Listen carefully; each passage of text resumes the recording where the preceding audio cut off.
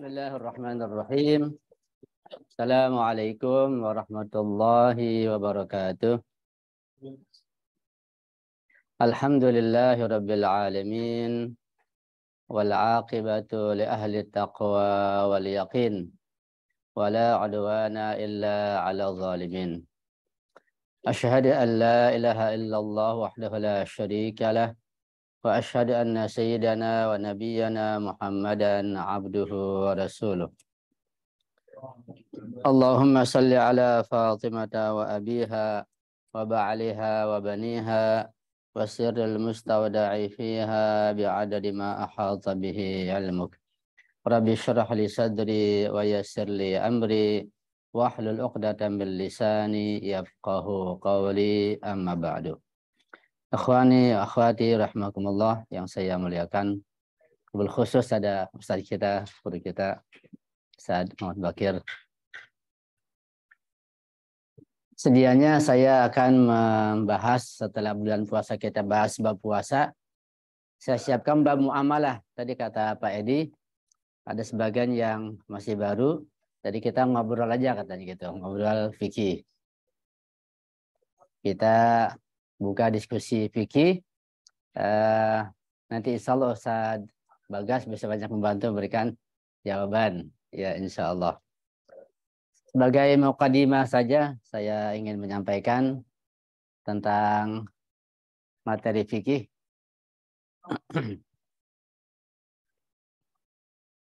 Seperti yang kita ketahui bahwa ajaran Islam atau syariat Islam itu meliputi 3 unsur penting. Ya, saya tulis pakai huruf Arab aja ya. Ya, al-Islam. Dia meliputi 3 unsur penting. Yang pertama adalah al-aqidah. Yang kedua adalah al-ahkam atau juga al-fiqh. Yang ketiga adalah al-akhlaq.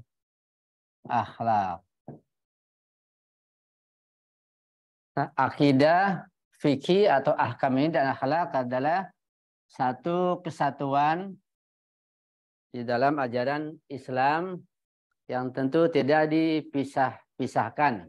Artinya kalau kita ingin menjadi muslim yang sempurna, maka kita harus memahami, mempelajari, dan menguasai serta mengamalkan 3 unsur ini. Akidahnya, fikihnya, dan akhlaknya juga. Kalau ingin menjadi muslim yang sempurna. Dan kita tidak mungkin mengambil salah satu saja dan meninggalkan yang lain. Ya. Sehingga dapat dikatakan bahwa pada tataran amali, pada tataran teori praktis, antara akidah dan ahkam serta akhlak tidak bisa dipisah-pisah. Tetapi pada tataran teoritis kita belajar misalnya ya kita bisa pisah. Kalau kita belajar fikih, tadi akidah bisa dipisah. Pada tataran amali, ketika kita mempraktekkan Islam, ketika kita mengamalkan ajaran Islam, maka tidak bisa dipisah-pisah antara akidah, ahkam atau fikih dan akhlak.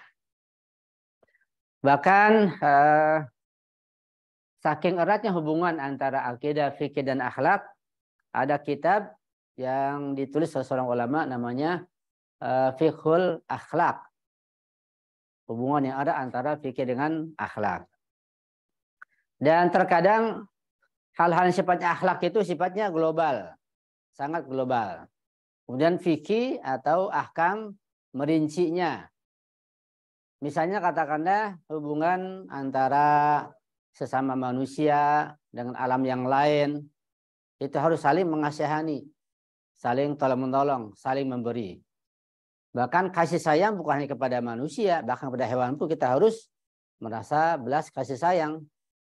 Saya ingat ada cerita seorang wanita karena dia mengikat kucing, tidak diberi makan, kata Rasulullah, wanita itu masuk ke neraka. Ada hadis tersebut saya masih ingat waktu belajar di Sanawiyah dulu.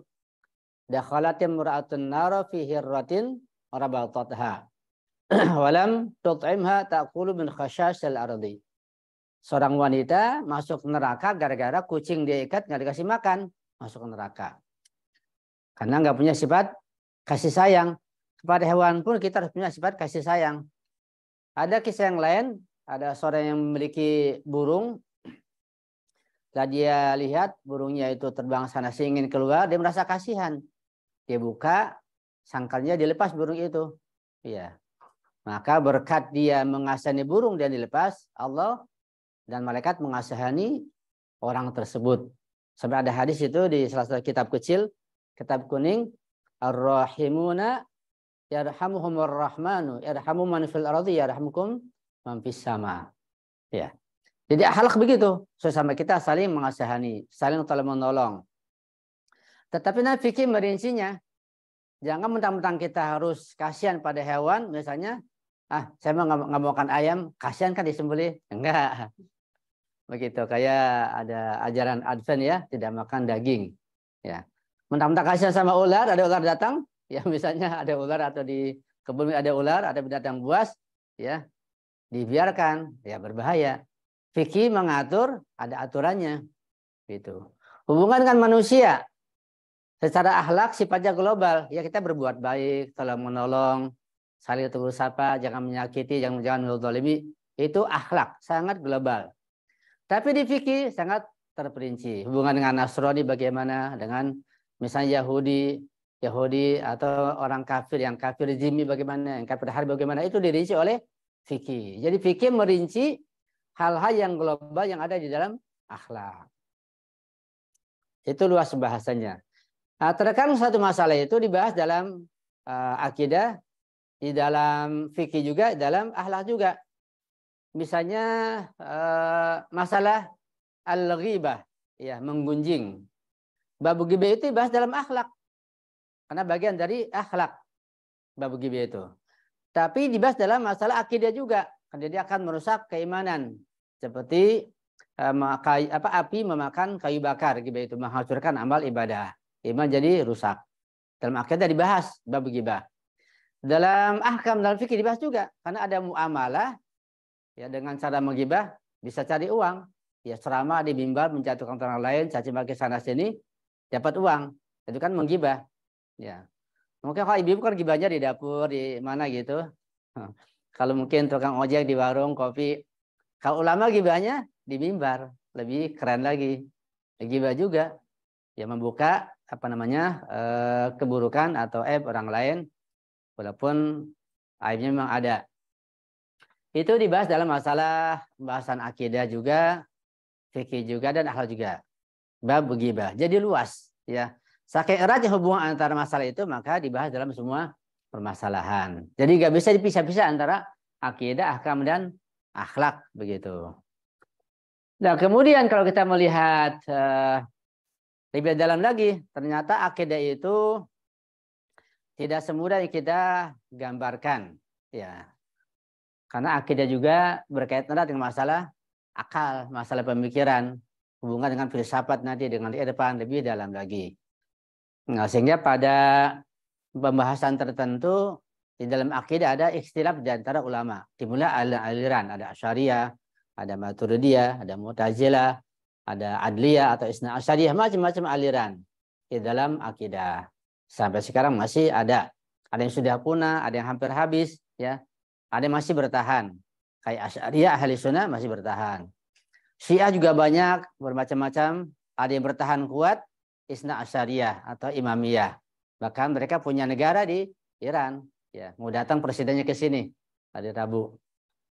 Itu Syiah Imamiyah sangat kuat. Ya. Dan berkembang pesat di Yaman, di Lebanon, apalagi ada Hasan Nasrullah. Kemudian di Syria juga berkembang. Di mana-mana. Di Indonesia ada ISIS ini, Syiah Isna Asy'ariyah.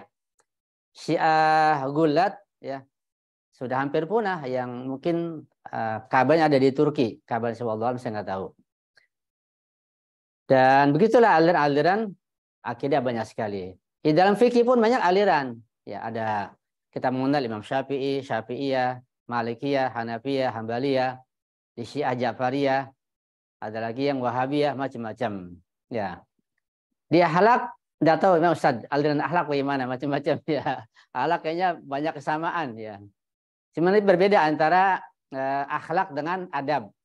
Walaupun terkadang itu ada campur aduk antara definisi akhlak dan adab. Tapi biasanya ulama membedakan antara adab dengan akhlak, walaupun nanti terjadi saling tumpang tindih. Adab itu berkaitan dengan masalah tata krama, sopan santun. Misalnya kalau jalan menunduk begitu, kalau salaman begitu, itu adab. Nah, orang tua cium tangan, ya itu adab. Makan tangan kanan, tidur bagaimana, masuk ke WC kaki kiri dulu, masuk masjid kanan dulu, itu adab. Ya, terkait masalah tingkah laku.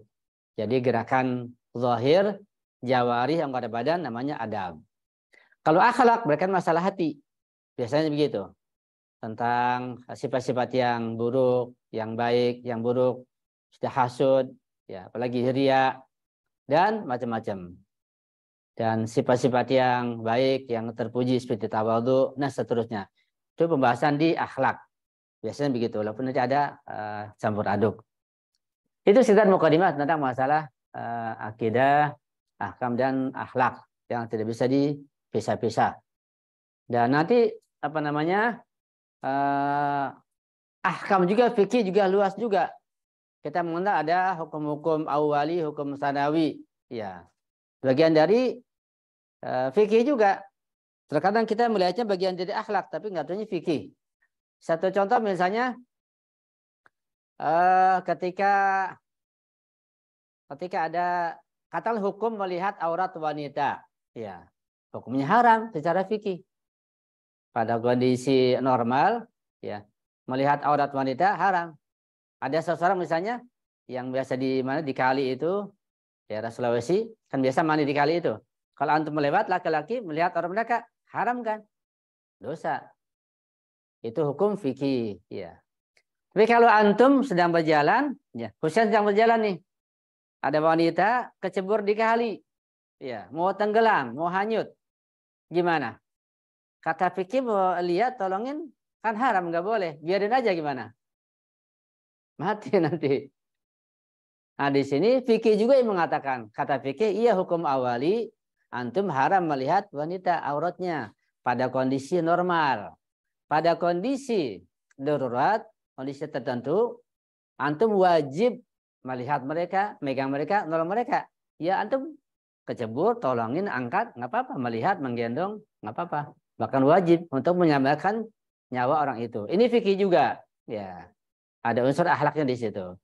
Ada unsur mungkin menunjukkan akhlak sedikit. Jadi saking eratnya, terkadang kita sulit bedakan yang mana fikih, yang mana akhlak. Di dalam sholat, ya ada akidah di hati, ada fikih yang kita amalkan, ada akhlak dalam sholat, ya ada ma'nawiyah, macam-macam. Itu sekedar mukadimah, ya.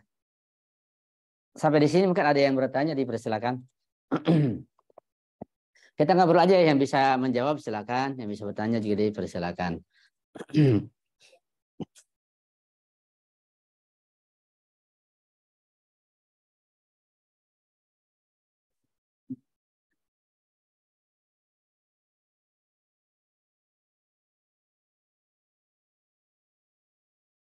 Yang di online, ada yang bertanya, dipersilakan.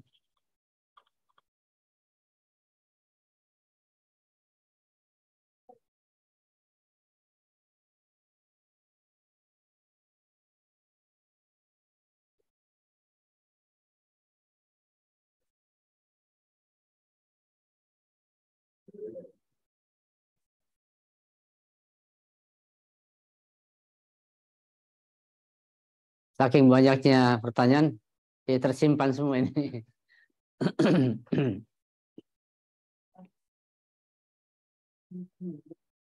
Mau pemilu ya.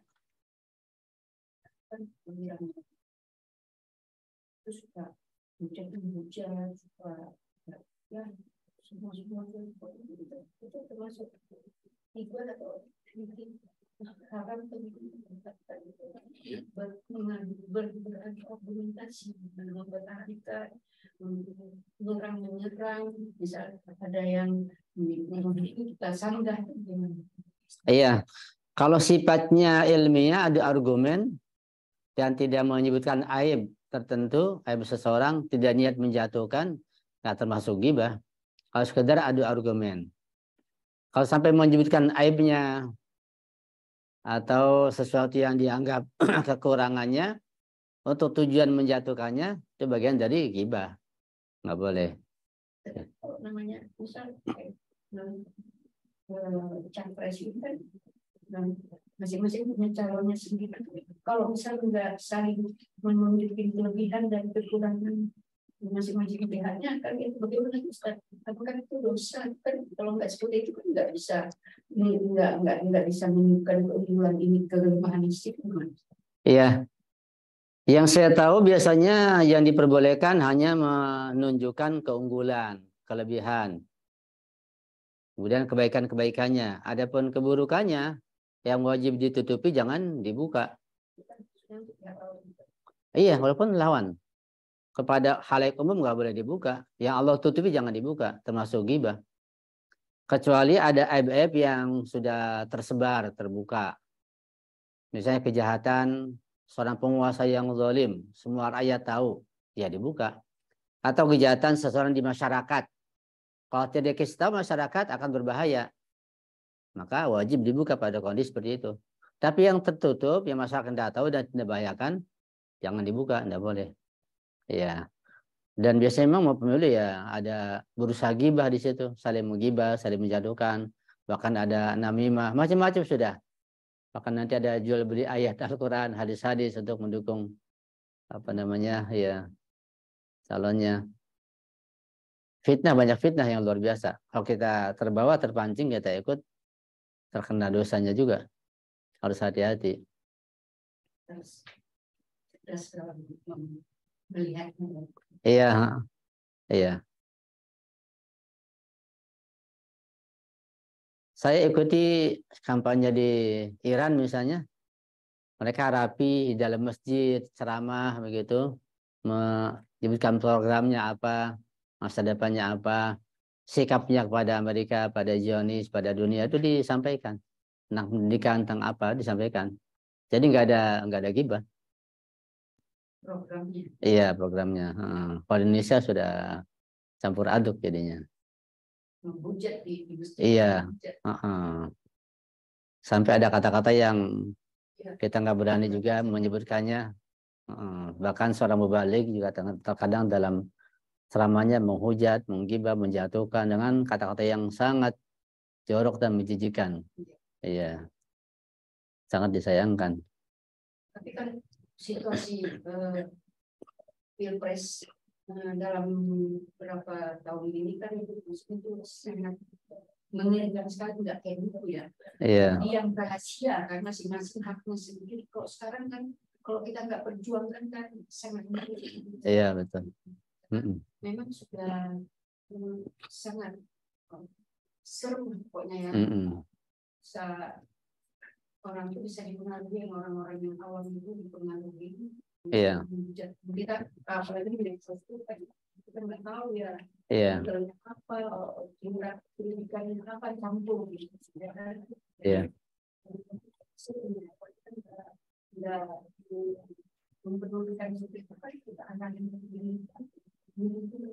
Iya betul. Saya lihat itu tidak membicara itu yang menjadi pemerintah. Saya amati pokoknya kalau dia udah mengejar pemerintah itu jarang mengejar kalau mengejar nggak ada yang ya memang masalah kepemimpinan sejak dulu sampai sekarang masalah yang sangat sensitif dan menjadi perebutan di antara para penguasa dan orang-orang yang ambisi. Terutama sejak setelah wafatnya Rasulullah. Masalah kepemimpinan, masalah hal yang sangat sensitif ya. Menjamin fitnah dan hoax itu, makanya kita harus share apa ya kita begini itu. Memang banyak juga yang harus yang iya. Kalau kita nggak punya kepentingan politik, dihindari aja. Nanti kalau ngurusnya itu dapur nggak keurus, anak-anak nggak keurus. Iya. Kalau kita nggak turun di situ, itu orang awam itu kalau menurut mantan saya ya, jadi dianggap saya ingat yang dibilang si anak itu udah kayaknya tuh Dracula, makhluk yang apa ya, aliran sisa apa, pokoknya kalau kasih sungguh bunuh gitu. Tapi kalau kita nggak kasih tunjukin dalil-dalilnya, kebenaran kan itu dari itu malah di hoaknya yang dikeluarinnya kan. Jadi orang itu banyak kan konsumsi hoak. Nah dulu kalau manusia itu takut sekali gitu. Ketika dengan kita spesialis itu, jadi udah nggak begitu takut lagi kan. Tapi memang manusia yang Iya. Ada yang lain yang mau di sini sampaikan atau yang bertanya? Silakan.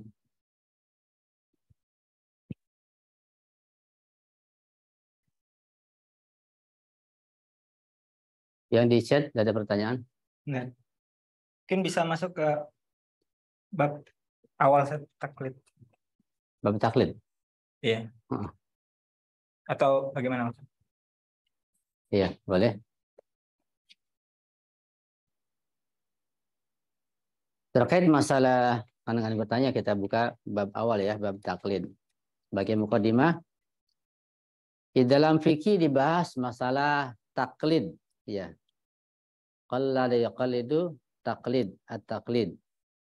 Bisa berarti mengikuti, asalnya ya seperti hewan dikalungkan, ditarik begitu. Yang terpaksa harus mengikuti yang membawanya. Dalam fikih, baik itu Sunni maupun Syiah, taklid dibahas. Nah, hanya bedanya kalau di dalam Sunni taklid itu kepada imam atau kepada marja yang sudah sekian lama meninggal dunia, sudah berabad-abad dan tidak berganti-ganti. Misalnya kita kenal ada Imam Syafi'i, Imam Maliki, Imam Hambali, Imam Hanafi dan yang lainnya. Nah, mereka ahli sunnah wal jamaah bertaklid kepada salah seorang imam yang 4 ini. Yang di Indonesia, Malaysia, Thailand mungkin ke Imam Syafi'i, ya. Yang di Mesir, ada juga di negara yang lain. Yang mungkin di Saudi mungkin Hambali, yang di Cina, di Iran, sebagian Iran itu Hanafi. Syafi'i ada juga di daerah Kurdistan Iran, perbatasan dengan Irak, Syafi'i. Jadi Iran ada 3. Ada Hanafi, ada Syafi'i, ada lagi Syiah Imamiyah itu di Iran. Ya. Kemudian madzhab Maliki banyak di Maroko, ya. Begitulah, ini semua ahli sunnah wal jamaah, mereka berbeda. Dan semua orang Sunni bertaklid kepada salah seorang 4 imam ini, begitu. Yang Indonesia kepada Imam Syafi'i, walaupun sudah sekian abad lewat, telah meninggal dunia. Nah, kalau di Syiah Imamiyah bertaklid itu harus kepada marja yang masih hidup. Dan sekarang banyak marja yang utamanya tinggal di Iran, di Qum, ada di Najaf gitu. Di tempat lain masih sangat sedikit, mungkin di Afghanistan ada, Pakistan ada. Tapi di Indonesia, di tempat lain belum ada marja. Dia seorang mustahid yang telah mencapai derajat tertentu dan memenuhi syarat-syaratnya. Jadi kalau di Syiah bertaklid itu harus kepada imam, kepada marja atau mustahid yang masih hidup. Misalnya ketika seseorang katakan baru balik atau baru mengenal mazhab Syiah. Nah, dia tidak boleh bertaklid pada Imam Khomeini karena sudah meninggal dunia. Harus pada marja yang masih hidup. Siapa? Yang sekarang ini. Oh, di Irak ya, Ayatollah Sistani atau Syekh Fayyadi, atau di Iran misalnya Imam Ali Khamenei, Ayatollah Jafar Subhani, Ayatollah Jadi Omoli dan yang lainnya. Ada mungkin lebih 10 marja. Memilih salah satunya saja. Itu bedanya. Sehingga kita lihat kalau ada masalah-masalah yang belum diketahui atau sulit dipecahkan, maka si muqallid bertanya langsung kepada marjanya, atau lewat media, atau lewat mubalik ustadz, atau lewat telepon kepada marjanya yang masih hidup. Nah, kalau yang ahli sunnah merujuk pada kitab-kitabnya, atau kepada ulamanya juga yang bisa jadi perantara pandangan Imam Syafi'i. Jadi kalau di Syiah itu marja langsung memberikan fatwa, ya, dan bisa didengar, bisa diketahui. Kalau di ahli sunnah misalnya tentang fatwa Imam Syafi'i yang sudah sekian abad telah lampau. Nah, ketika tidak ada fatwa tentang suatu masalah dalam kitab Imam Syafi'i, maka ulamanya berusaha mencari-cari yang mendekati pandai Imam Syafi'i. Ya, maka ada mustahid mutlak, ada mustahid yang lainnya. Ada, saya juga lupa itu urut-urutannya tentang ijtihad di dalam mazhab ahli sunnah. Itu beda di antaranya tentang masalah taklid. Nah, kita sekarang ke kalau di ahli sunnah ya tidak apa namanya, biasanya mereka bertaklid dengan dasar taklid begitu. Misalnya orang tua taklid pada Imam Syafi'i, maka anaknya akan ikut Imam Syafi'i semuanya. Atau gurunya ke Imam Syafi'i, maka muridnya Imam Syafi'i semuanya. Jadi mengikuti guru, mengikuti orang tua dalam bertaklid pada salah seorang imam mazhab. Itu kalau di ahli sunnah. Kalau di Syiah Imamiyah tidak begitu. Kita mengenal misalnya amarja ada berapa. Nah, kita bisa memilih dengan syarat-syarat tertentu untuk menentukan salah seorang dari mereka yang kita pilih. Begitu. Boleh marja yang di Irak atau yang di Iran atau di tempat yang lain, ketika ada muni syarat, maka bisa kita pilih, ya. Gimana caranya? Nah, caranya ada dua, ya. Cara pertama kita dalam memilih marja, misalnya katakanlah kita ingin memilih ada 5 marja begitu. Marja A, B, C, D, E, ya. Nah, marja ini kita tidak kenal, apalagi tinggalnya jauh di Iran misalnya. Kita pun nggak tahu, ya. Nah, cara pertama kita bisa menghubungi namanya ahli khibroh. Ahli khibroh itu setingkat ulama yang sudah bisa mengetahui ini mustahid atau bukan, marja atau belum, muni syarat atau tidak. Itu namanya ahli khibroh. Ya. Jadi seorang yang sudah lama belajar di haujah, sudah mengerti, oh ini sudah mustahid. Dia tahu dari kitab-kitabnya, dari karangannya, cara pengajarannya, dia paham. Oh ini belum, oh ini alam, ini tidak alam. Namanya ahli khibroh. Jadi kita bisa minta bimbingan kepada ahli khibroh minimal 2 orang untuk ditunjukkan yang mana yang layak atau yang alam untuk kita taklidi. Ya. Jadi kalau kita ke ahli khibroh dulu. Nah, karena kita ahli khibroh pun jauh tidak ada, maka kita lewat mubalik, lewat ustadz, lewat mubalik, lewat perantara lagi untuk mencapai kepada ahli khibroh.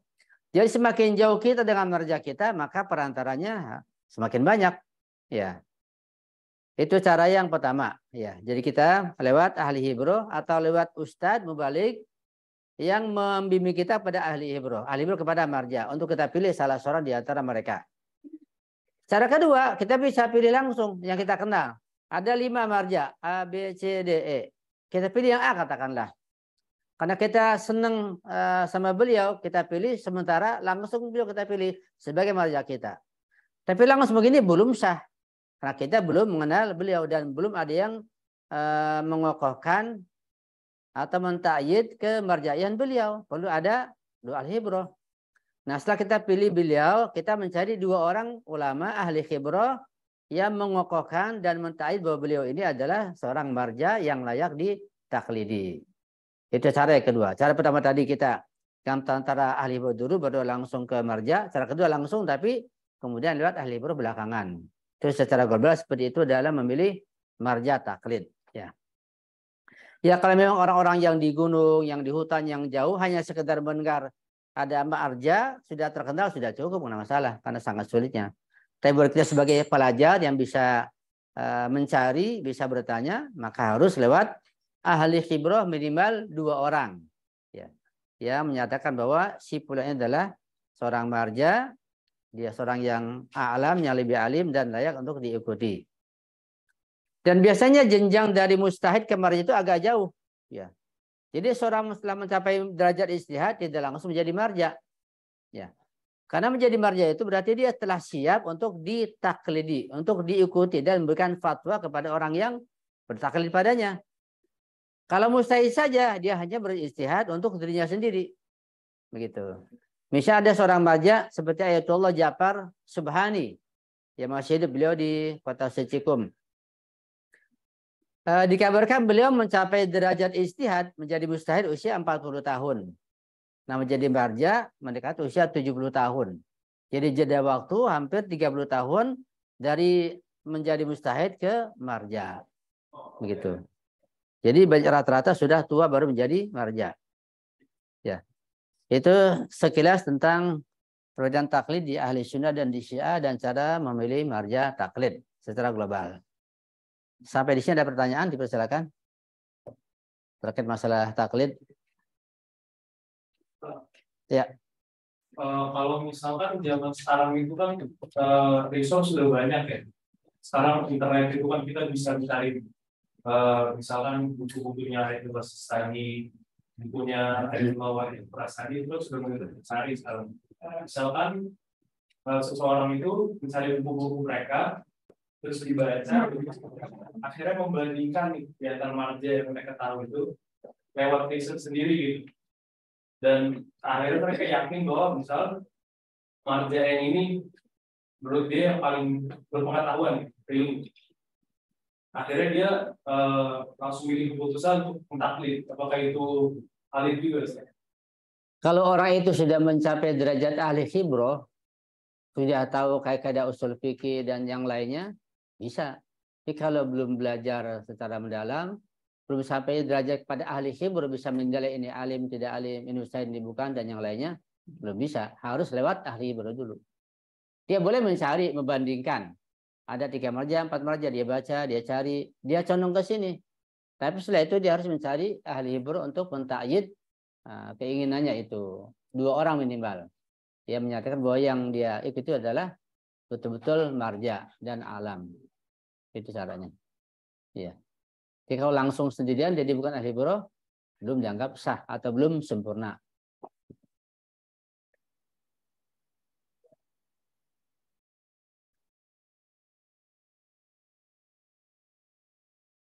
Ya, ada yang bertanya, silakan.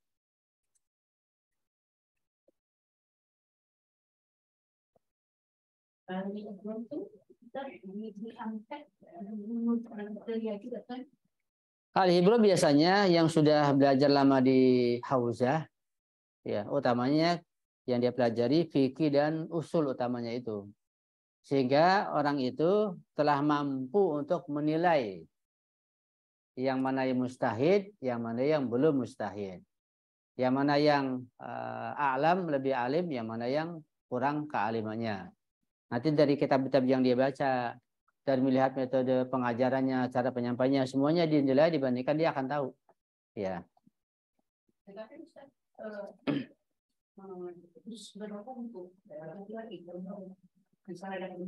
Ahli khibroh biasanya laki-laki, ya. Minimal 2 orang laki-laki ahli khibroh yang bisa menunjukkan kita untuk bertaklid pada seorang marja. Walaupun orang perempuan itu yang perempuan sudah lama, belum pernah saya dengar kalau ahli khibroh dari perempuan. Ya. Karena marja itu tidak boleh dari perempuan. Harus laki-laki. Tapi bisa jadi seorang wanita bisa mencapai derajat ijtihad. Itu jarang sekali. Ada seorang wanita, saya lupa namanya, di Isfahan. Anak keseriusannya dalam belajar, dia mencapai derajat ijtihad, mustahid. Mustahidah perempuan. Tapi tidak boleh ditaklidi, hanya untuk dirinya sendiri. Gitu.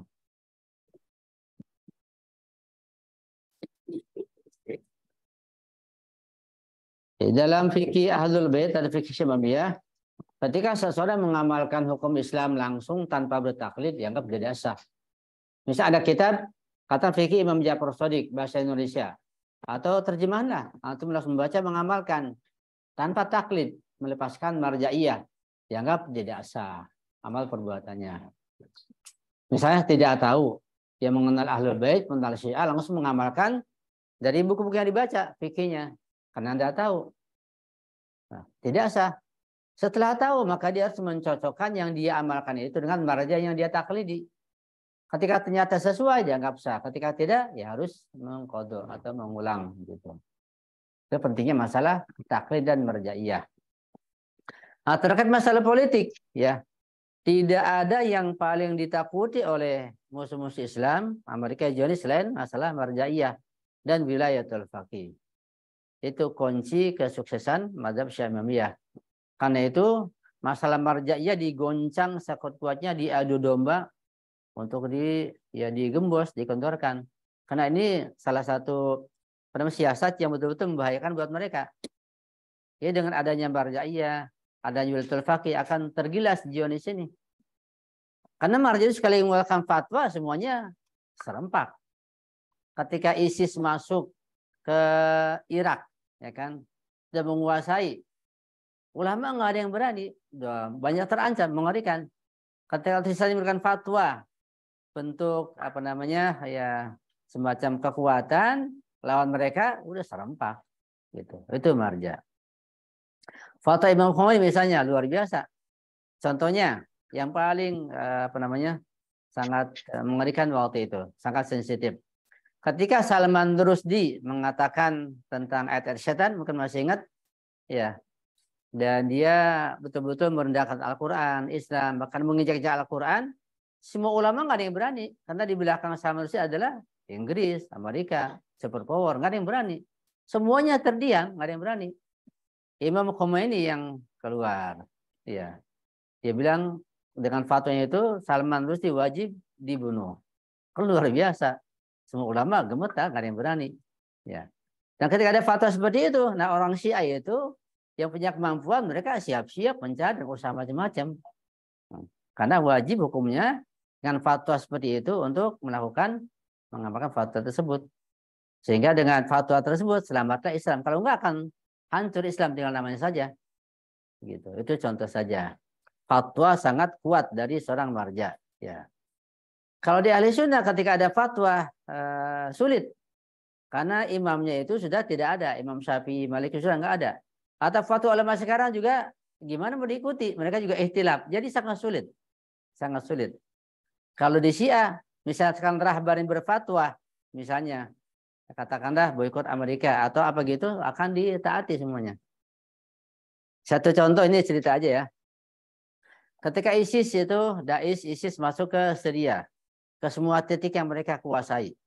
Bahkan makam Sayyidah Zainab itu dikuasai, sudah diserung.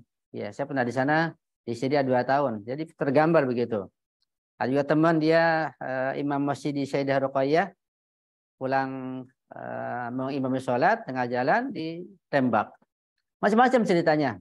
Teman-teman yang di sana, yang disuruh, yang nggak makan, macam-macam. Jadi ketika Syria dikuasai oleh ISIS di semua titik, di belakangnya ada Saudi, Amerika, Inggris. Itu sangat sulit untuk bisa dikatakan Syria bisa lepas dari cengkraman ISIS. Sangat sulit. Karena sudah dikuasai. Nah, Imam Al-Khamenei memerintahkan pada Syed Hasan Nasrullah untuk mengirim pasukan ke Syria. Membebaskan Syria dari ISIS itu. Syed Hasan Nasrullah mengatakan, ya, saya tidak yakin bahwa kita akan menang melawan mereka. Karena kuatnya mereka, canggihnya senjata mereka yang mereka gunakan, dan mereka menguasai semuanya. Karena dunia yang mendukung mereka. Tapi karena ini perintah imam, ini perintah rahbar, kita laksanakan begitu. Pelan-pelan sampai menang. Nah, cerita yang kedua, ini cerita nggak ada di media memang. Ketika istana Bashar al-Assad sudah dikepung itu, sudah dikepung. Dan orang dekat dia sudah kabur, yang mengkhianat, yang takut sudah kabur. Tinggal dia berapa orang saja. Istana sudah dikepung sampai dia hubungan ke Iran, ke rahbar, minta suaka politik, gitu. Supaya diselamatkan. Kata rahbar, sabar, kita akan kirim pasukan dan akan menang, begitu.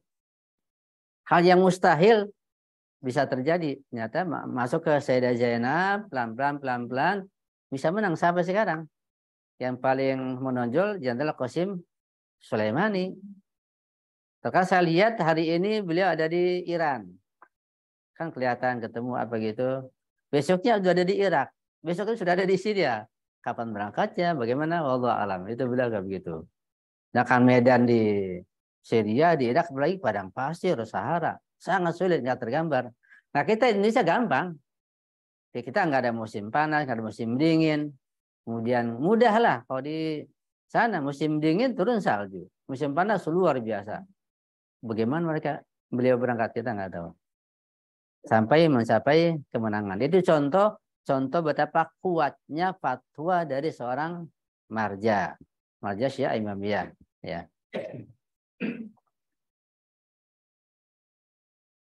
Ada yang bertanya, dipersilakan. Ustadz Bagas mau menambahkan pengalamannya, dipersilakan.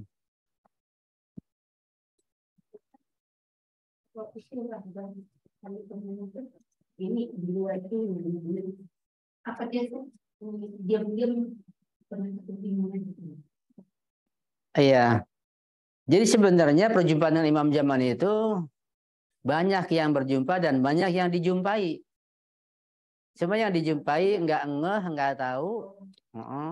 Atau yang berjumpa pun dia nggak sadar begitu.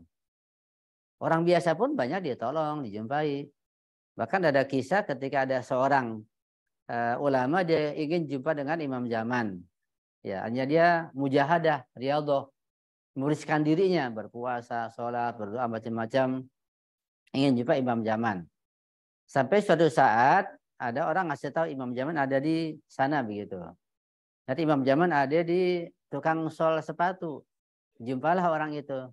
Ketika orang itu, ini ulama berjumpa, Imam Jaman mengatakan, kalau hati antum bersih seperti tukang sol ini, anak akan datang ke antum seperti anda datang ke tukang sol ini, begitu. Jadi masalah kebersihan hati, ya.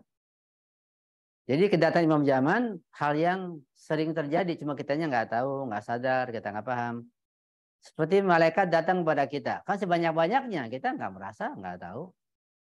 Padahal malaikat masih datang kepada kita. Ketika baca Al-Quran, baca doa, sholat, malaikat semuanya.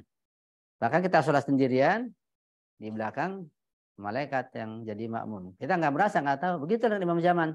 Kita nggak tahu, nggak merasa, nggak sadar. Seperti Rahabar dan juga ulama yang lain, ya banyak berjumpa. Kalau nggak, bimbingan terputus.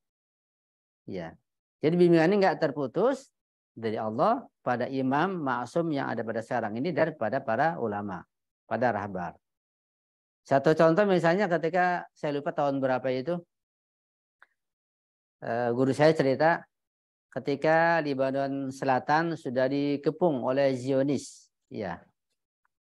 Dan kan mereka dengan senjata yang canggih luar biasa. Akhirnya ini baru rencana, mereka punya rencana. Ini ada tadi cerita yang kedua, ini cerita yang lainnya. Zionis punya rencana ingin mengepung Lebanon Selatan. Nah, ini cerita yang tempo dulu sudah lama, bukan yang perang 3 hari, bukan sebelumnya. Nah, rencana ini bocor sampai ke Syed Hasan Nasrullah. Ya, karena rencana mereka begitu matangnya, begitu kuat, Syed Hasan nggak punya strategi untuk melawan mereka, bingung. Ini datang ke Iran. Syed Hasan datang ke Iran ada 2 perjumpaan. Nah, kita kadang-kadang ketemu karena bersama pelajar terkadang bisa ketemu. Ada 2 perjumpaan, 2 macam. Jumpa Rahabar, menjelaskan tentang rencana Zionis akan mengepung Lebanon Selatan. Dijelaskan, hanya kata Rahbar, saya juga bingung bagaimana caranya, nggak tahu. Sudah kita pergi sholat ke Masjid Jamkaron. Masjid Jamkaron terletak di kota Qum, masjid yang dibangun ada sebenarnya Imam Jaman. Ya, ada sholat khusus di sana, ada doa khusus, sholatlah mereka, doalah, bertawasul, begitu. Setelah sholat, Rahbar mengatakan kepada Rasulullah tentang bagaimana cara menghadapi Zionis tersebut. Udah pulang, menang, gitu. Itu contoh dari sekian banyak kasus yang terjadi. Ya, saya pernah ke Lebanon selama 10 hari, jadi lihat langsung goanya, terowongannya, keberadaan Palestina, lihat orang Zionis sedang berjalan. Ya, ada terowongan khusus yang juga nggak boleh buat siapapun calon tertentu, strategi mereka. Itu juga berkat bantuan bimbingan Imam Jaman nggak lepas. Jadi nggak putus hubungan dengan Imam Jaman, cuma kitanya nggak tahu.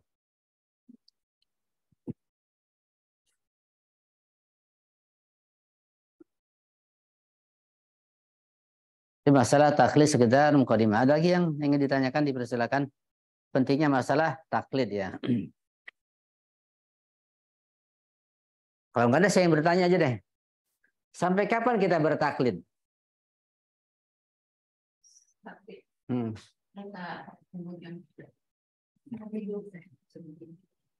Sampai kapan? Secara umum, adanya taklid mulai kapan dan dari sampai kapan? Mulainya kapan? Dan sampai kapan kita bertaklid? Atau secara umum umat manusia ini? Enggak, perkembangan taklid, sejarah taklid. Kapan timbulnya? Kapan mulainya? Oh iya, Gaibah sugro apa kubro? Gaibah kubro. Iya. Terus sampai kapan berlangsung taklid? Sampai jadi Sampai jadi marja. Sampai datangnya imam zaman. Jadi ketika zuhur imam zaman, marja sudah nggak ada lagi. Mereka jadi wakil-wakil saja. Fatwa sudah nggak ada lagi. Langsung fatwa imam zaman di masa itu. Begitu. Jadi di Syiah Imamiyah, taklid dimulai dari mulainya ghaibah kubro imam zaman. Sampai nanti zuhurnya beliau. Taklid selesai. Jadi fatwa-fatwa mustahid, fatwa-fatwa marja terhenti di masa zuhur imam zaman. Yang ada fatwa imam zaman, kemudian disampaikan kepada Maroji sebagai wakil-wakil mereka dan sampai kepada masyarakat di seluruh dunia. Begitu. Kalau di ahli sunnah, kapan mulai adanya taklid? Dan sampai kapan juga? dari balik. Sejarahnya mulai kapan adanya taklid di ahli sunnah? Sejak Imam Nazar itu udah sejak Imam Nazar ada. Iya, sebenarnya dalam ahli sunnah itu taklid dimulai sejak wafatnya Rasulullah karena mereka tidak mengakui adanya imamah kan. Nah, cuma taklid tidak secara langsung pada para sahabat, masih belum teratur begitu. Sampai datangnya para imam madhab menjelang abad ketiga yaitu Imam Syafi'i baru mulai mulai rapi lah begitu, mulai teratur sedikit, ya. Sampai nanti zuhur imam zaman juga, ya. Nah, kenapa dalam ahli sunnah hanya 4 imam saja? Maliki, Hanafi, Syafi'i, Hambali. Kenapa hanya 4? Dibatasi 4 orang imam. Yang pernah sunni nggak tahu? Kan imam yang lain banyak. Ya, ada Daud Al-Zahiri, ada Sufyan Ats-Tsauri, ada Auza'i, ada banyak, saya juga lupa itu. Banyak, lebih dari 10 orang. Terus kenapa dibatasi hanya 4 saja? Hanya Hanafi, Maliki, Syafi'i, Hambali. Padahal di masa itu lebih dari 10 imam mazhab yang telah mencapai derajat ijtihad, banyak sekali. Bahkan ada pendapat yang mengatakan, pernah saya baca, ada ulama yang lebih alim, lebih dalam ilmunya dibanding Imam Syafi'i, cuma nggak dimasukkan, nggak dikelompokkan, sehingga tersingkir. Iya, itu sejak kapan? Mulai kapan itu? Abbasiyah, masa kekuasaan Bani Abbasiyah. Ya, jadi yang katakan lebih aman, itu yang terpilih. Kenapa dibatasi? Karena waktu itu pertikaian antara pengikut madhab sangat sengit sekali. Bahkan bisa terjadi saling memfitnah, saling membunuh sesama muslim atas nama madhab. Baik madhab akidah, madhab fikih. Luar biasa dahsyatnya. Dan saling menjatuhkan. Ya. Dan saling menghina. Bahkan ada yang membuat hadis. Saya lupa hadisnya gimana gitu. Kalau nggak salah, sayati zamanun kalau nggak salah ala ummati sayati rajulun atau gimana gitu.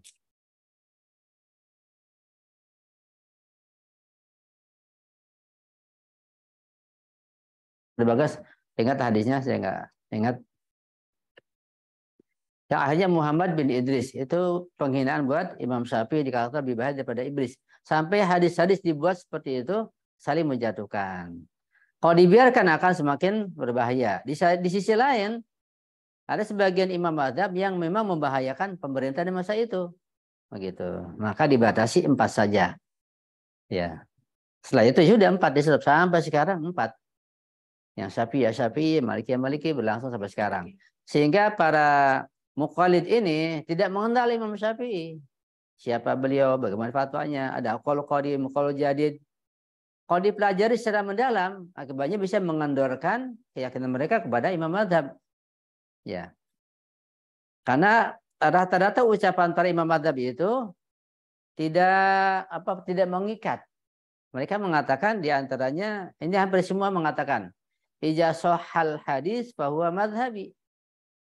Itu ucapan para imam madhab ahli sunnah. Imam Syafi'i utamanya ada di buku Al-Um atau di buku pengantarnya.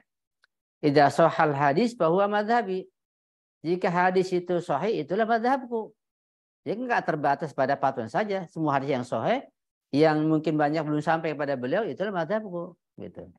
Nanti hadis sahih lain, ya madhabku juga. Ketika mutawatir lagi. Jadi begitu, ada simpang siur, tumpang tindih, terjadi kekacauan. Nah, ini salah satu metode untuk mengenal madhab, ya, sehingga kita nanti bisa mengenal madhab-madhab yang lain dan ke Ahlul Bait. Itu sangat penting. Mengkaji perbandingan madhab. Ya. Ada lagi yang ingin bertanya, dipersilakan. Bab takrir dibahas secara detail juga barangkali enggak begitu sulit, bisa dibaca sendiri. Ya, intinya itu saja. Ya. Ada istilah ihtiyat tujubi, ihtiyat istibabi, itu ketika kita bahas masalah fatwa mereka akan kita pahami insyaallah. Yang ada istilah-istilah di Ahlul Bait yang tidak ada di mazhab ahli sunnah, seperti ihtiyat. Ihtiyat ada wujubi, ada mustahab. Ya. Kenapa terjadi? Kenapa di ahli sunnah tidak ada? Itu ada pembahasan yang lebih dalam lagi di lain kesempatan insyaallah.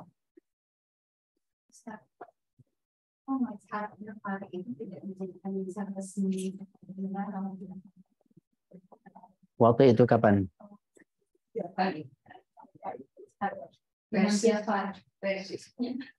Iya. Jadi di sepanjang sejarah para imam mazhab ini terancam hidupnya. Iya. Dan selalu diawasi oleh pemerintah. Jadi sepanjang pemerintahan Bani Umayyah dan Bani Abbasiyah tidak ada sejalan dengan imam mazhab Ahlul Bait, tidak ada. Semuanya menentang karena membahayakan mereka. Nah, Imam Ja'far Shadiq agak longgar karena ada pertikaian di situ, peralihan antara Bani Umayyah dan Bani Abbasiyah. Dengan pertikaian ada kelonggaran, Imam Ja'far bisa lebih luasa dibanding imam yang lain menyampaikan dakwahnya. Jadi mereka terancam, terasing dan berbahaya. Jadi mazhab resmi nggak mungkin. Ya. Di Iran pun dulu awalnya kan ahli sunnah yang menyebar di sana. Di masa siapa Ustaz? Safawi atau siapa itu yang kemudian terjadi dialog sehingga menjadi mazhab resmi pelan-pelan di sana, mazhab Syiah. Karena adanya dialog, ya, hingga saling mengenal, saling mengetahui sampai datang Imam Khomeini betul-betul menjadi sebuah negara Islam. Ya. Ya. Nah, kalau orang-orang Akbariyah itu gimana Ustaz dengan konsepsi taklid? Iya. Itu gimana Ustaz? Yang anak ketahui Akbariyah pun tidak lepas daripada masalah taklid. Bab akhbar itu yang anak pahami itu aliran dari usul fikih. Ya. Yang kalau kita mengkaji agak sulit juga memahaminya. Jadi singkatnya mereka memang lebih condong untuk mengambil kabar-kabar yang lebih jelas, yang nyata begitu, meninggalkan penafsiran yang bermacam-macam. Ya, nggak sama dengan Wahabi, nggak beda. Dan misalnya mereka menolak pandangan filsafat atau ta'wil lebih dalam begitu. Jadi lahiriah saja. Tapi juga nggak sama dengan Wahabi lahiriahnya. Ya, karena mereka juga menggunakan kaidah-kaidah usul fikih gitu. Dan itu sekarang sudah hampir nggak ada. Ya. Dan nyatanya banyak ulama-ulama besar yang mereka pada saat itu juga berpandangan akhbariyah. Akhbariyah yang dipahami oleh mereka, oleh orang Syiah, bukan akhbariyah yang dipahami oleh Wahabi atau yang lainnya. Berbeda. Jauh bedanya. Dapat istilah sama. Dan kita mengkaji itu rasanya hampir nggak ada manfaatnya, nggak ada gunanya. Dan juga hampir punah juga. Ya, hampir nggak ada. Seperti aliran filsafat, sejak masa sebelum Imam Khomeini sampai pada masa Imam Khomeini itu filsafat hatta di kalangan Syiah ada sebagainya mengharamkan. Terutama di Najaf. Kemudian setelah Imam menyampaikan pelajaran, Imam mengukuhkan filsafat, baru mulai pelan-pelan filsafat masuk ke hauzah. Tadinya tidak ada. Sampai hari ini, kajian filsafat di Najaf masih belum seluruhnya, masih ada yang melarang. Begitu. Karena kesalahpahaman. Karena akan bisa dianggap menyesatkan. Ya betul, ketika salah menjelaskannya dan yang belajar tidak punya potensi yang cukup bisa membahayakan kajian filsafat, apalagi kajian irfan, begitu. Jadi di filsafat saja masih ada seperti itu. Ya, tentu sulit untuk kita mengkajinya. Kalau akhbari ya sudah tidak ada lagi. Bisa dikatakan tidak ada. Kalau sunnah cuma akhbari kan? Enggak juga. Artinya kan ketika ada penafsiran, ada takwil macam-macam, ya. Bukan akhbari. Akhbari di Wahabi yang Anda pahami itu, yang akhbari di ahli sunnah itu Wahabi yang Anda pahami, mereka hanya mengartikan secara letterlek. Misalnya yadullahi fawqa aydihim gitu. Ya, jadi kan ya tangan betul. Seperti itu. Tidak ada takwil. Jadi kita nggak perlu mengkaji akhbari, kecuali antum mau jadi ulama, ya boleh bacalah. Karena akan membawa waktu nantinya.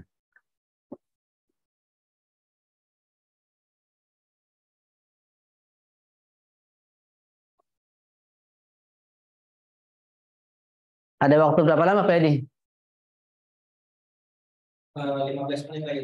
Ya, silakan yang mau menyampaikan isi hatinya, ingin bertanya, ingin mengiskal, dipersilakan. Kita punya waktu seberapa jam. Atau yang di chat ada yang bertanya juga dipersilakan.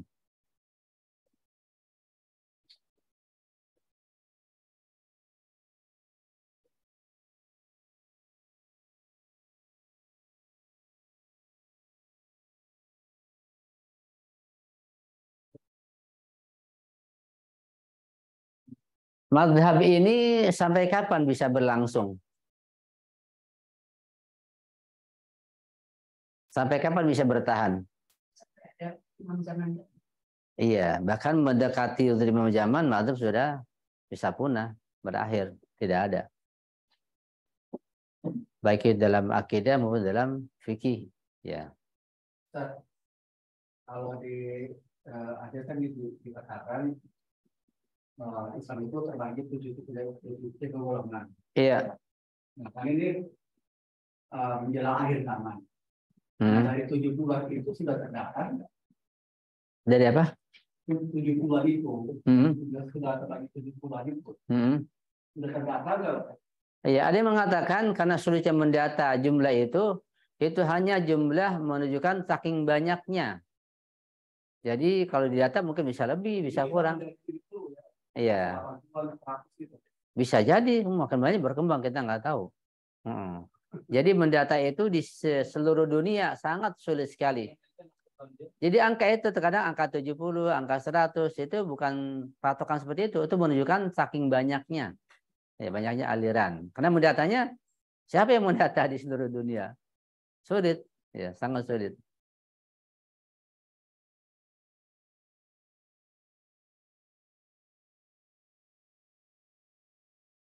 Kalau misalnya Imam Zamin datang itu katanya ada tanda khusus, itu bagaimana yang ini? Tanda datang khusus. Iya. Tanda-tandanya bentuknya apa? Iya. Kalau kita baca riwayat memang ada tanda-tanda yang jelas kemunculan beliau. Ada suara apa gitu dari langit, ya. Data panggilan malaikat. Semua itu sudah semakin dekat. Ada tanda-tanda misalnya, sekarang sudah kelihatan tanda-tandanya. Anda ingat tahun kapan itu? Ada mungkin di sebuah tulisan atau apa. Jadi belum lama itu, mungkin 5-6 tahun yang lalu barangkali. Ada sekelompok ulama muda di Iran, mereka berkumpul membicarakan tentang masalah imam zaman. Ya, tentang bagaimana tanda zuhurnya, bagaimana persiapannya, dan lain sebagainya. Ini ulama-ulama muda. Kemudian mereka selesai, mereka berjumpa dengan ulama senior, Ayatullah Hasan Zadamuli. Ayatullah Hasan Zadamuli sudah meninggal hampir setahun yang lalu, baru meninggal. Beliau itu menguasai 8 bahasa tanpa belajar di kelas. Ya, menguasai betul. Bahkan menguasai matematika, kimia, fisika tanpa belajar. Sampai pada tingkatan diundang konferensi internasional terkait masalah kimia dan matematik. Luar biasa ilmu laduni. Ya. Datanglah mereka ini para ulama muda ke rumah Ayatullah Hasan Zademuli menanyakan pendapat beliau tentang imam zaman. Tandanya, zuhurnya macam-macam. Kata Ayatullah Hasan Zademuli, ya, antum jangan kaget kalau anak katakan bahwa imam zaman sudah muncul, sudah zuhur, sudah keluar, begitu kata beliau. Kemudian beliau menjelaskan bahwa zuhur ya nampak jelas keluar dan juga gaib itu berproses, ya tidak sekaligus supaya masyarakat tidak kaget. Ya, itulah sunnatullah seperti itu. Dia mengumpamakan seperti terbit dan tenggelamnya matahari, ya. Ketika matahari mau terbit apa langsung terbit ke atas gitu, panas. Enggak kan pelan-pelan. Jamnya pelan-pelan sampai dia terbit ya. Cahaya yang pelan terus sampai ke atas. Ketika matahari mau tenggelam pun kan berangsur-angsur. Dari jam 2, jam 3 itu pelan-pelan sampai tenggelam. Itu sunnatul begitu. Nah, gaib imam zaman kan juga berangsur-angsur. Ada gaib sugro sekian nama, gaib kubro sampai sekarang. Kenapa ada gaib sugro? Bagaimana prosesnya kan berangsur selama pelan sampai ada gaib kubro. Jadi gaib pun berangsur-angsur, ada sugro, ada kubro. Zuhur pun berangsur-angsur. Ada zuhur sugro, ada zuhur kubro juga. Kata beliau, zuhur sugro imam zaman itu dengan hadirnya revolusi Imam Khomeini. Jadi keberhasilan revolusi Imam Khomeini kata beliau itu zuhurnya imam zaman, tapi masih berangsur-angsur ya. Belum muncul ke permukaan gitu. Jadi masih berupa awan-awan lah yang sebagai tanda akan zuhurnya akan datangnya matahari. Ini perlahan-lahan terus sampai nampak semua masyarakat akan tahu. Ini perjalanan ini sifatnya pasti. Sekarang kajian-kajian Mahdawiyah sudah dibahas di mana-mana. Perkembangan politik dunia ya dan macam-macam makin berkembang. Apalagi sekarang di Iran sendiri ketika presidennya sekarang Ibrahim Raisi yang murid rahbar, dia pun seorang ulama dalam ilmunya sudah sangat cocok. Ya, datang ke Syria, datang ke Indonesia dan di tempat yang lain. Ini semakin nampak dikalahkannya Daesh, ISIS, hancurnya Syria sekarang bangkit, Irak bangkit, Yaman bisa menang, tadinya perang pakai senjata, pakai sarung kan nyeker, perang nyeker, pakai sepatu, pakai sarung lagi. Melawan Saudi yang di belakangnya Amerika, kok bisa menang? Bagaimana itu? Yaman maju sekarang. Sebentar lagi Libanon sudah luar biasa, luar kesana kemajuannya. Sebentar lagi Bahrain, nggak lama lagi. Begitu terus, ini kelihatan. Memang semua berkat dukung Iran. Palestina nggak lama lagi akan bangkit. Sudah siap, tinggal nunggu. Ini nunggu komando, nunggu fatwa. Ada fatwa langsung keluar mereka. Begitu. Sudah siap sejak dulu. Iya. Jadi seperti itu ya insya Allah. Jadi untuk imam zaman berangsur-angsur, nggak lama insya Allah. Mudah-mudahan kita bisa mengalaminya. Begitu banyak orang ramai banyak maksudnya manusia ini cara menemunya itu karena hadir di hati atau bagaimana? Yang misal kan katanya kalau munculnya kan di Mekah ya, Ustaz. Iya. Nah kan belum tentu berarti orang di Mekah itu bisa ketemu dia, bisa jadi orang dari Indonesia bisa ketemu atau ketemunya bagaimana? Ada yang bisa ketemu langsung atau melalui dari hati gitu. Iya, macam-macam. Ada yang langsung, ada yang lihat perantara ulama, ada yang lihat media. Kan sudah sangat maju, sangat canggih sekarang ini. Jadi banyak cara.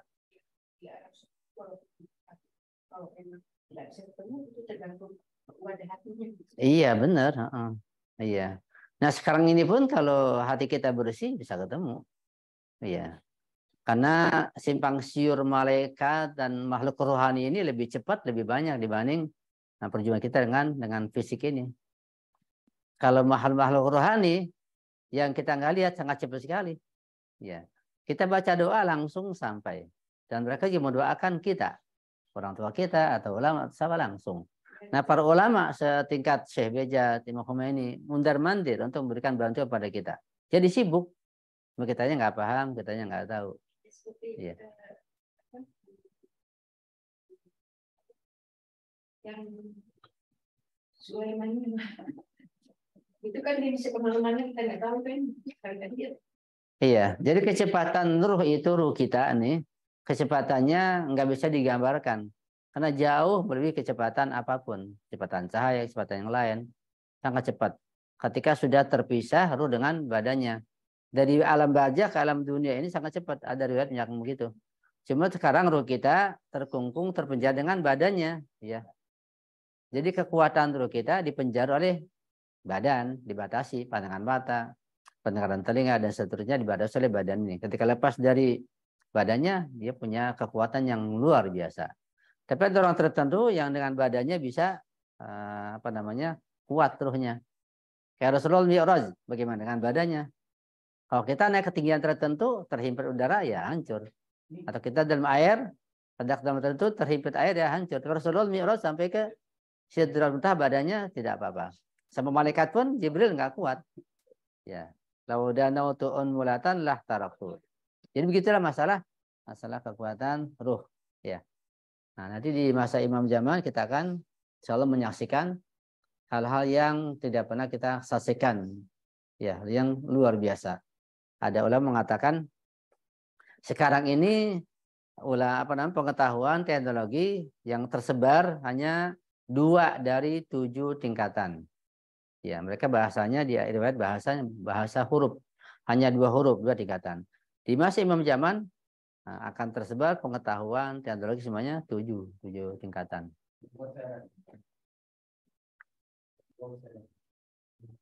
Tinggal 5 menit ya. Ada yang bertanya, silakan. Sisa bertanya.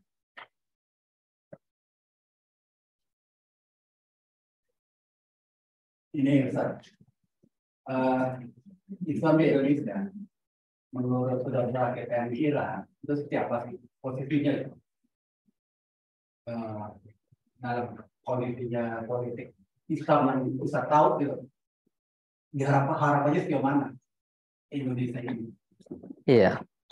Secara umum, secara global, mau nggak mau, masyarakat akan melihat yang mana yang paling menonjol, yang paling kuat, yang paling jujur, yang paling banyak menolong, kan kelihatan. Sekarang kelihatan sudah yang paling getol, paling menonjol, paling membela Palestina, Syria, Irak, Yaman siapa kalau bukan Iran? Kan kelihatan. Diboikot sekian puluh tahun masih bisa memberikan bantuan. Dan banyak bantuan yang datang ke Yaman itu dengan cara yang aneh, nggak bisa digambar, nggak bisa dideteksi. Itu banyak cerita kayak begitu. Bisa menolong. Jadi sangat menonjol.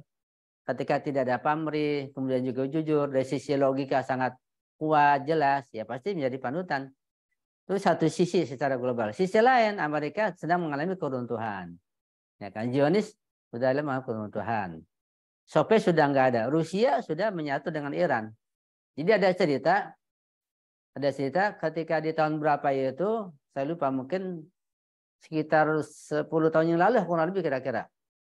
Ketika Amerika masih sangat kuat, mengancam Putin. Ya, Amerika masih kuat, Putin diancam. Nah, Putin nggak punya kekuatan, merasa takut. Jadi dia konsultasi datang ke Iran, ketemu Rahbar. Awal ketemu Rahbar, dia lihat sampai dia punya pernyataan, dia tulis di majalah bahasa Persia. Ini saya berjumpa dengan orang sifatnya, akhlaknya seperti Isa Al-Masih begitu. Dan dia mengetahui kondisi Rusia lebih dalam daripada aku sendiri begitu. Nah, singkatnya pada pertemuan pertama itu Rahbar memberikan bimbingan dan memberikan pengarahan, jangan takut gitu, akan dibantu, akan dibela menghadapi Amerika, disupport gitu. Diberikan optimisme hingga dia tegar, sabar, sampai berhasil meningkatkan teknologinya berkat bantuan Rahbar, sehingga berbalik sekarang melawan Amerika.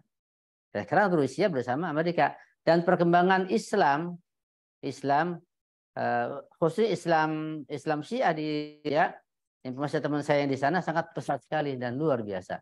Karena Putin membebaskan, tapi Islam Wahabi dibendung oleh Putin, nggak boleh karena berbahaya, apalagi yang berbau ISIS. Beliau tahu. Dan beliau ketika ke Iran datang langsung ketemu Rahbar. Di masa itu tanpa presiden, karena Presiden Rouhani dengan sekarang ini jauh berbeda. Ya, antara sumur dengan langit berbeda. Yang dulu dengan sekarang ini. Jadi kita lihat perkembangan dunia, hubungan Cina dengan Iran, Rusia, yang lainnya akan ikut. Kemudian penjualan itu antum tahu lah masalah itu. Sehingga kesimpulannya sudah sangat jelas bahwa kejayaan Islam semakin dekat.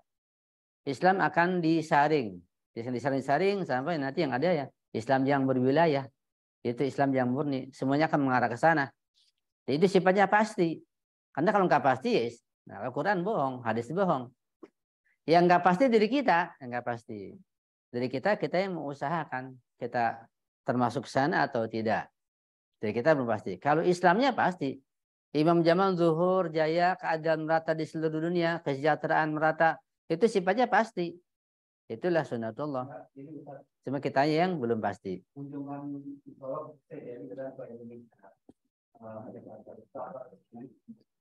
Ini berarti ada posisi strategis Indonesia ya, menurut kita gitu. Nah, ini posisi Indonesia ini bagaimana kalau bicara kita hanya Indonesia kan sedikit sekali ya.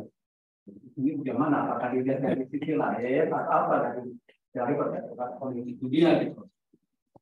Saya ingin tahu pandangan kita dengan orang Iran sendiri. Nanti antum tanya ahli politik kalau yang itu belum paham di tempat yang lain. Tapi globalnya begitu.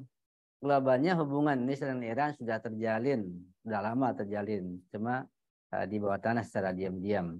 Ya, dan misi beliau ke sini sudah pasti banyak memberikan pengaruh yang besar dan bantuan. Dan yang ketiga, orang-orang yang datang ke Iran, ulama, kiai yang sudah meyakini Syiah, yang sudah Syiah, banyak yang diam-diam. Tinggal nanti muncul. Ya. Dan banyak. Dan juga pernah mengantar seorang ulama ke sana dan masih menyembunyikan. Belum waktunya. Ya. Insya Allah. Ini sekarang Arab Saudi juga mulai rujuk sama gelarnya. Iya, sebab kalau nggak rujuk dia akan teruntuh. Jadi itu namanya dari itu udah ketahuannya lagi dari disingkirkan. Iya, betul. Tapi kan bisa jadi Syiah semua. Dan sudah banyak di sana memang. Nah, di Katib, di Ahsa kan semuanya Syiah. Bahkan daerah-daerah yang banyak kekayaan minyak, daerah-daerah orang Syiah. Di Katib, di Ahsa, di Damam itu banyak kekayaan minyaknya punya orang Syiah, insya Allah. Ya, jadi insya Allah mudah-mudahan kita menyaksikan kejayaan Islam di seluruh dunia, insya Allah. Tinggal kita perbaiki diri kita jadi hubungan kita dengan semakin baik lagi, semakin erat, insya Allah. Dan kita tingkatkan ilmu kita, amal kita, dan akhlak kita, insya Allah. Ya Rabbal Alamin. Ini saja, mohon maaf, aku kurang kesalahan. Saya akhiri. Assalamualaikum warahmatullahi wabarakatuh. Waalaikumsalam warahmatullahi wabarakatuh. Terima kasih kepada Ustadz Marzuki. Insya Allah untuk hari ini tinggal satu materi lagi habis zuhur insya Allah. Karena Ustadz Bek mendadak ke Lampung, Ustadz Ahmad Hidayat atau materi tentang menjawab isu-isu kontemporer akan dimajukan jam 1 sampai 4.30. Jadi tinggal satu materi saja. Teman-teman bisa istirahat, sholat di bawah, dan makan siang sudah disediakan di depan, ngopi, dan lain-lain. Terima kasih dari saya. Kita tutup dulu sesi yang pagi ini dengan salawat satu kali. Allahumma sholli ala Muhammad wa ali Muhammad.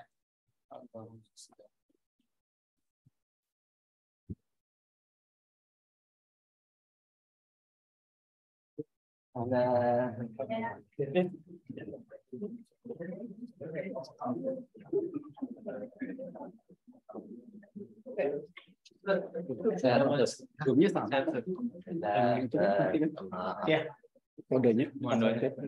Iya, bukan yang sebelum